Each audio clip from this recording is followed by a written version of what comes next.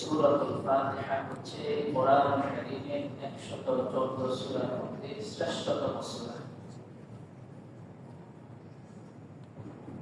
একটা খুবই গভীরভাবে একটা লক্ষণীয় বিষয়, সেটা হচ্ছে এই সূরাটা আমরা প্রতিদিন কমপক্ষে 32 বার করি। কতবার? 32 বার। 17 রাকাত ফরজ নামাজে 17 বার, 12 রাকাত সুন্নতে মুআক্কাদাতে 12 বার, 3 রাকাত বিতরে 3 বার। যারা নিয়মিত নামাজ পড়ে, অতিরিক্ত নওয়াফিল, তাহাজ্জুদ, নফল এগুলো বাদ দিলেও কমপক্ষে 32 বার আমরা পড়ি সূরাতুল ফাতিহা। প্রতিদিন কমপক্ষে 32 বার আমরা নামাজের মধ্যে পড়ি। তাহলে মাসে কতবার পড়ি? 960 বার। কয়বার? 960 বার। হিসাব করলে দেখা যায় 960 বার পড়ি কমপক্ষে। বছরে কতবার পড়ি? 9600 বার বছরে আমরা পড়ি। তাহলে এবার চিন্তা করো 10 বছরে কতবার পড়ি? 90000 বার। কতবার? এগুলি কেন আলোচনায় নিয়ে আসলাম? যে যেই সূরাটা প্রতিদিন আমরা কমপক্ষে 32 বার পড়ি, ওই সূরাটা আমার শুদ্ধ নয়, অশুদ্ধ, এই একটা বিষয়। আবার ওই সূরাতে আল্লাহ তাআলা কি বলতে চেয়েছেন ওইটাও আমি জানি না, এই আরেকটা বিষয়।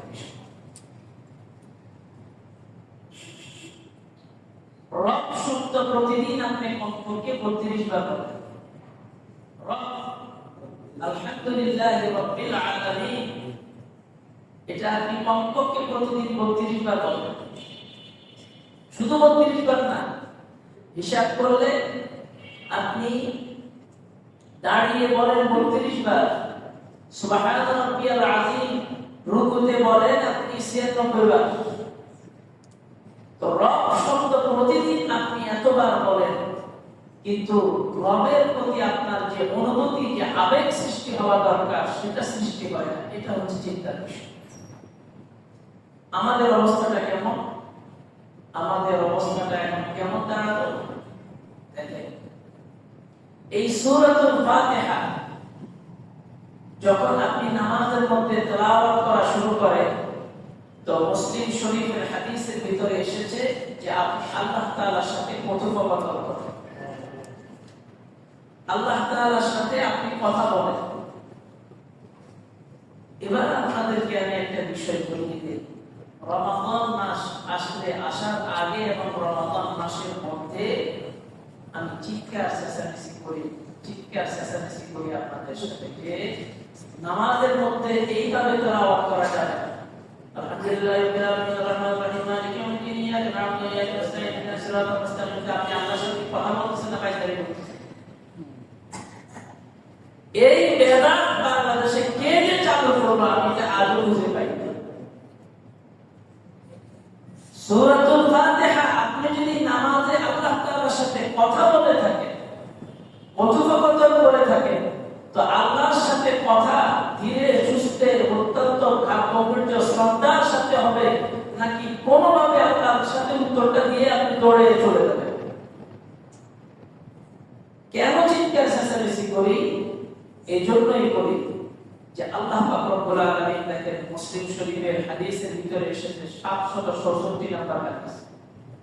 আবু হুরায়রা রাদিয়াল্লাহু তাআলা عن النبي صلى الله عليه وسلم قال حضرت أبو هريرة বলেন من صلى صلاة لم يقرأ فيها بأم القرآن, যে ব্যক্তি নামাজ আদায় করলো নামাজের মধ্যে সূরাতুল ফাতিহা পড়ে নাই, ফাহিয়া খিদাজুন সালাসুন, তার নামাজ অসম্পূর্ণ, তার নামাজ অসম্পূর্ণ, তার নামাজ অসম্পূর্ণ।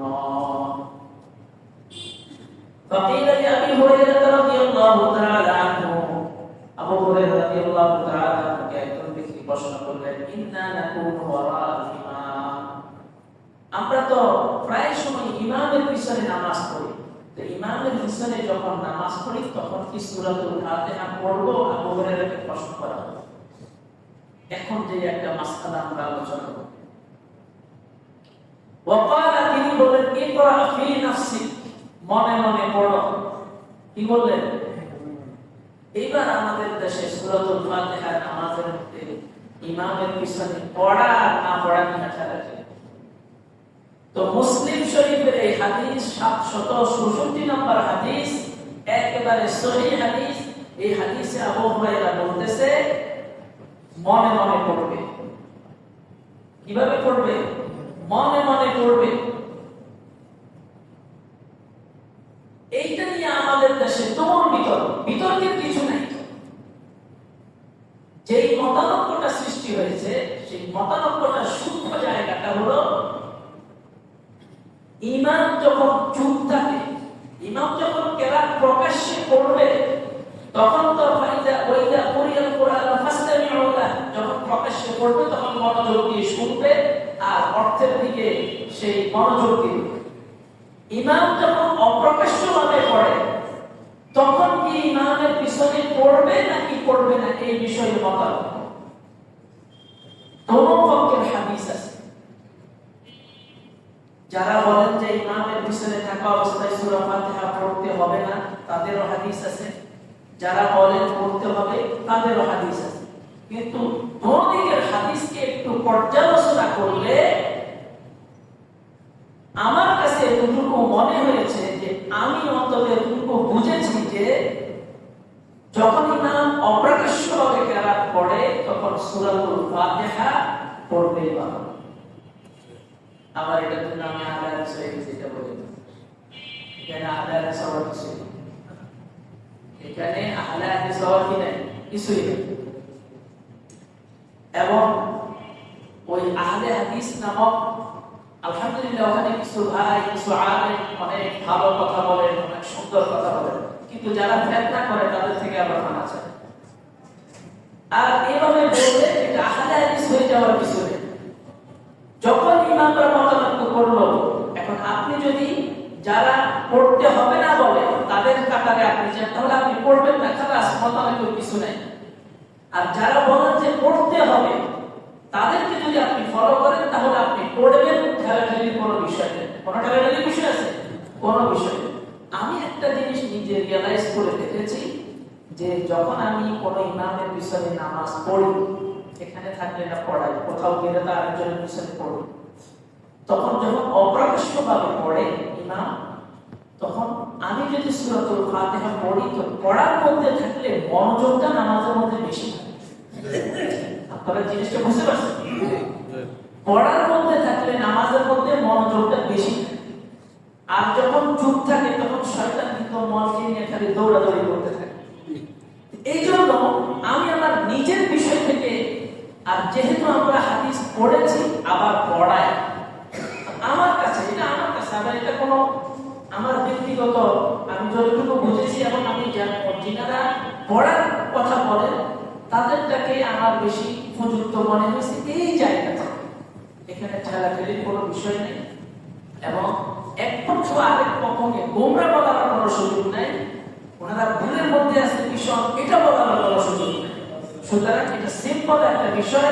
আপনার মনে চাইলে আপনি পড়বেন, আর যদি আপনার মনে না চায় আপনি পড়বেন না। আপনি যে পক্ষে যাবেন আপনার জন্য অনুমোদন রয়েছে। তো আবু হুরায়রা রাদিয়াল্লাহু তাআলা বলেন, ফাইনি সামি'তু রাসূলুল্লাহ সাল্লাল্লাহু আলাইহি ওয়াসাল্লাম ইয়াকুল, আল্লাহ নবীকে আমি বলতে শুনেছি, আল্লাহ তাআলা, আল্লাহ তাআলা বলেন, এটা হাদিসে বলছে। যখনই দেখবেন কোন সাহাবী বর্ণনা করতেছে আল্লাহ রাসূল বলেছেন, তারপরে আল্লাহ তাআলা বলেন, হাদিসে বলছে। তো আবু হুরায়রা বলেন যে আল্লাহর নবীকে আমি বলতে শুনেছি, আল্লাহ তাআলা বলেন, ফাসাত্তু সালাতা বাইনি ওয়া বাইনা আবদি নিসফাইন, এই নামাজটাকে আমার মাঝে আর আমার বান্দার মাঝে আমি অর্ধেক অর্ধেক করে ভাগ করে নিয়েছি। কিভাবে? বলে আপনি মাসালা, আমার বান্দার জন্য তাই দিয়েছে যা সে চায়। ফাইজা ক্বালা আলহামদুলিল্লাহি রাব্বিল আলামিন, মাঝখানে ফাঁকে আপনাদেরকে একটা কথা বলবো, পরে যদি আমরা ভুলে যাই এত গুরুত্বপূর্ণ কথাটা, এই জন্য নামাজ নিয়ে আমি অনেক ভুল করেছি। মানে নামাজে কিভাবে মনোযোগ ধ্যান খেয়াল সৃষ্টি করা যায় অনেক বই আমি পড়েছি, আরবি বাংলা পড়ার মধ্যেই তো আছে, কিন্তু সবচেয়ে ছোট একটা বই আমি পেয়েছি, ওই বইটা আমাকে সবচেয়ে বেশি হৃদয়ে নাড়া দিয়েছে, ওটা হচ্ছে জীবন্ত নামাজ। জীবন্ত নামাজ একটা বই আছে, অধ্যাপক গোলাম আযম রাহিমাহুল্লাহ। যিনি সুন্দর লেখেন তার প্রশংসা করতে হবে, যিনি ভালো লিখেছেন তার প্রশংসা করতে হবে। তো ওই বইটা যদি আপনারা কেউ পড়তে পারে, ওইটা পেলে আপনারা পড়বেন, দাম একদম কম, অল্প ছোট বই, কিন্তু কিভাবে মনোযোগ সৃষ্টি করতে হবে উনি এমন একটা সেখানে মনের মাধুরী মিশাইয়া সেখানে একটা মানে ভাব সৃষ্টি করে দিয়েছেন। ওই প্রতিটা শব্দের ভিতরে ভিতরে একটা প্রভাব আছে, একটা হৃদয়ের ভিতরে নিয়ন্ত্রণ প্রতিষ্ঠাকারী একটা ভাব আছে। আপনি যখন পড়বেন তখন হৃদয়ের ভিতরে একটা ভাব সৃষ্টি হবে। আর নামাজের মনোযোগ ধরে রাখার জন্য এটা আপনাকে অনেক বেশি সহযোগিতা করবে। মার্কেটে যত বই আছে সব বইয়ের মধ্যে এটাকে এক নম্বরে রাখতে পারে, সহজভাবে মনোযোগ সৃষ্টি করার জন্য।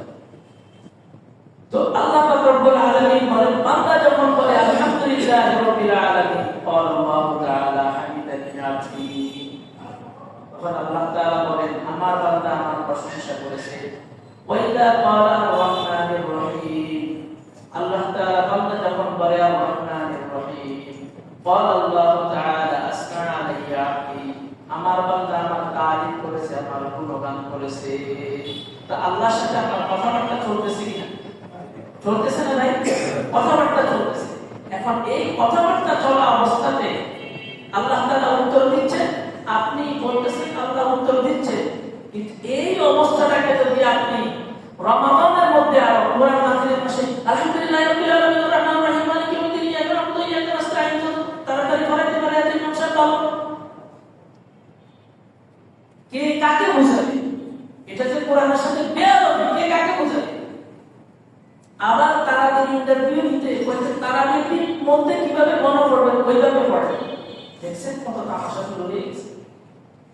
তারাবির ইন্টারভিউ যখন চলে তখন হাফেজকে বলে যে তারাবির মতো করে পড়ে। এই পড়া কি কোরআন তেলাওয়াত এটা তারাবির মতো আছে নাকি? আল্লাহ তাআলা কোরআনে বলেছেন ওয়ারাত্তিলিল কুরআনা তারতিলা। এই কথাগুলি আমার মুসল্লিদেরকে যদি আমি না বুঝাই, সামনের রমজানে তো আবার সেই গজব শুরু হবে। এইজন্য বলতেছি, সামনের রমজানে আসলে আবার সেই আগের গজব, আবার সেই 4G 5G 6G যদি থাকে, আরো 8G যদি থাকে, ওইটাই আবিষ্কার করে নিয়ে আবার সেই গজবের মধ্যেই থাকে। লাভ কি হবে? যে দাদা কাছে বাড়িতে না, বাড়িতে এসে ও দাদা যে জায়গায় ছিলাম সেটা।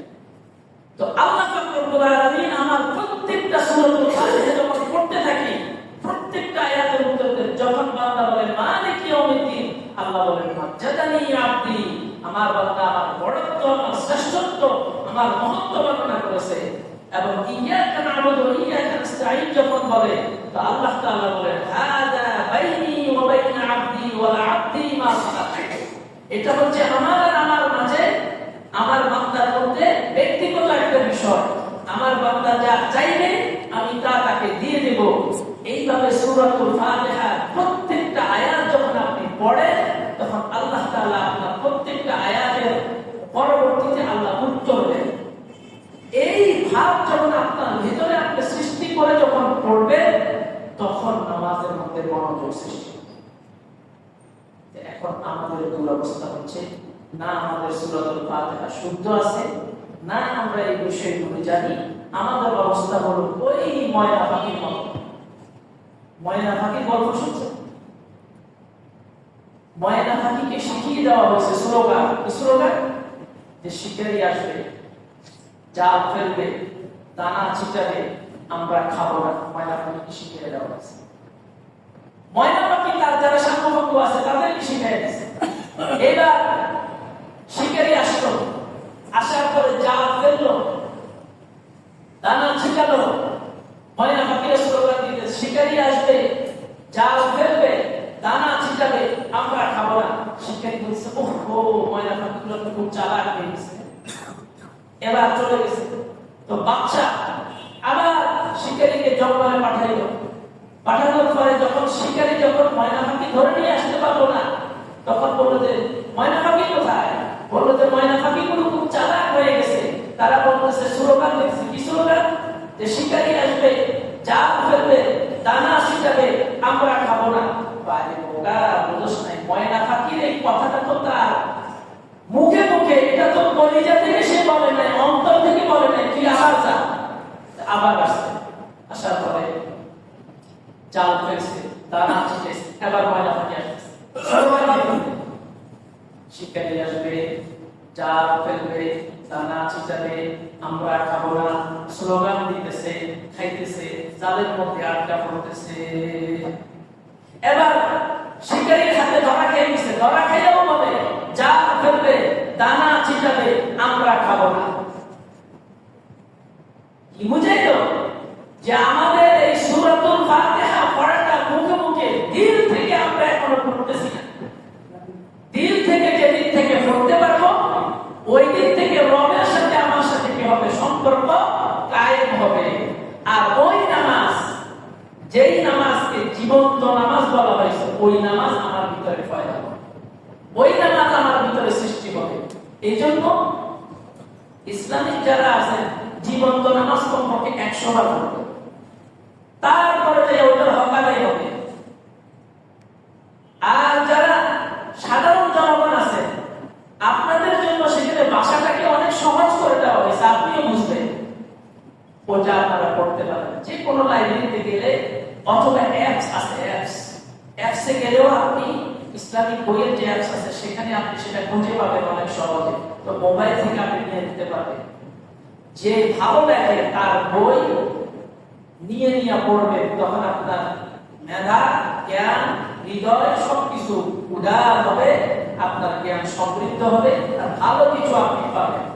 আর ফুটপাতের বই পড়বেন না, যেগুলি ব্যাংকারিতে বিক্রি করে, মকসুদুল মুমিনিন, অমুক তমুক সমুক জিন্দেগিটা এগুলো পড়বেন না। এগুলো পড়লে আপনার মেধা, আপনার মন কুসংস্কার করে যাবে, সেখানে ভালো কোনো কিছু নেই। আল্লাহ পাক রব্বুল আলামিন আমাদের সকলকে এই সূরাতুল ফাতিহা যেই ভাব, যে অর্থ বুঝে আল্লাহর সাথে সম্পর্ক কায়েম করে, এবং এটা যে আমার আল্লাহর সাথে কথোপকথনের একটা সূরা, এটা সবকিছু মর্ম, অর্থ, উদ্দেশ্য, ফায়দা সবকিছু হৃদয়ে ধারণ করে আমাদেরকে নামাজ পড়ার তৌফিক দান করুন। আর অতি শীঘ্রই যাদের সূরা ফাতিহা শুদ্ধ নেই, তাদেরকে শুদ্ধ করানোর জন্য আমি ব্যবস্থা করব ইনশাআল্লাহ। তো যাদের শুদ্ধ নাই, তাদের তো মনে মনে জানা আছে, তখন আপনার নির্দ্বিধায় সেখানে বসবেন। আর যাদের শুদ্ধ আছে আলহামদুলিল্লাহ, আর যাদের শুদ্ধ নাই, কমপক্ষে আল্লাহর কাছে মাপ চাইবেন প্রতিদিন। আর শুদ্ধ করার চেষ্টার মধ্যে আপনি লেগে যাবেন, তো আল্লাহ তাআলার কাছে আপনি পার পেয়ে যাবেন। আমার এই ঘোষণা শোনার পরে যদি আপনি চলে যান, আপনার সূরা ফাতিহা শুদ্ধভাবে শিখবার সময় নাই, তো আপনি বদনসিব, আপনি কপাল পড়া, আপনার মতো কপাল পড়া আপনি। আল্লাহ রাব্বুল আলামিন আমাদের সকলকে সূরাতুল ফাতিহা শুদ্ধভাবে শিখে নামাজের মধ্যে যেভাবে ভাব, গাম্ভীর্য, মনোযোগ, আল্লাহর সাথে সম্পর্ক কায়েম করে তেলাওয়াত করা দরকার, সেইভাবে আমাদের সকলকে তেলাওয়াত করে নামাজ পড়ার তৌফিক দান করুন। আলহামদুলিল্লাহি রাব্বিল আলামিন।